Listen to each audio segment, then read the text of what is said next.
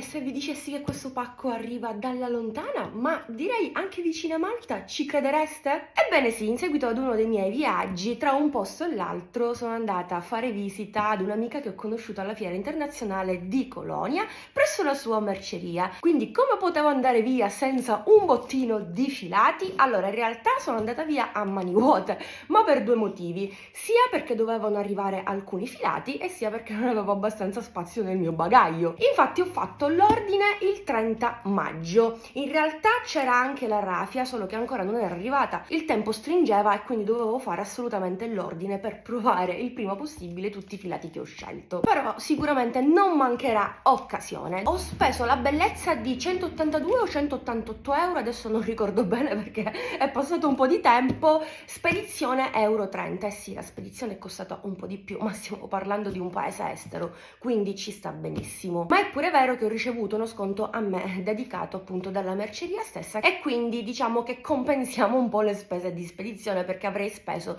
sicuramente molto di più. Se non erro avrei superato i 200, non ricordo bene, ma comunque 3-4 giorni lavorativi e il 5 giugno, esatto, il 5 giugno è arrivato il pacco con i filati scelti. Io non sto sulla pelle, tra un impegno e l'altro sono passate un po' di settimane, quindi vediamo subito, che sono anch'io curiosa, non ricordo bene cosa ho preso, non ricordo nemmeno bene le colorazioni. Apriamolo subito insieme e scopriamo cosa ho scelto. Prendo il mio bel tavolino con tanto di centrino all'uncinetto che ha realizzato mia mamma, prendo anche il pacco così vediamo tutto nel dettaglio. Ok, prendo anche le forbici, mi sono accomodata sul mio tavolino, spero non si rompa.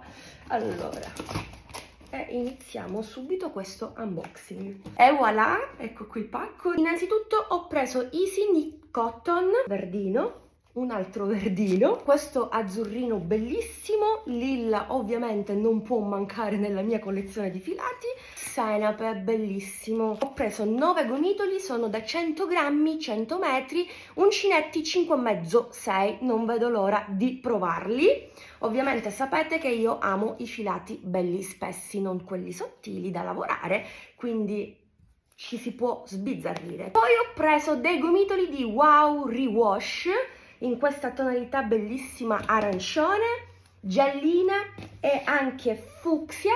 Stiamo parlando di un 70% poliestere, un 30% viscosa, 100 grammi, 90 metri di filato.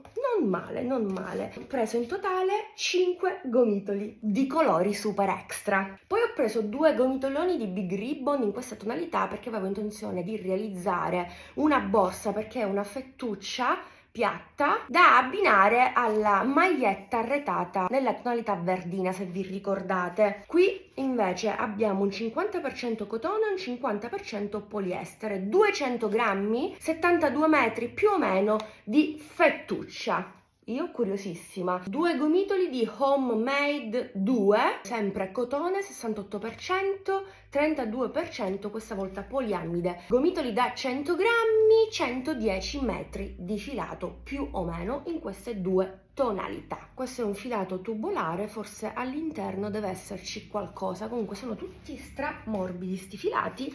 Ed infine ho preso il washi, quest'altra fettuccia, credo sia una novità, non mi ricordo bene. Avevo scelto un'altra tonalità rosina ma non c'era, era più tenue, credo rosa antico, da abbinare a questo fantastico verdino.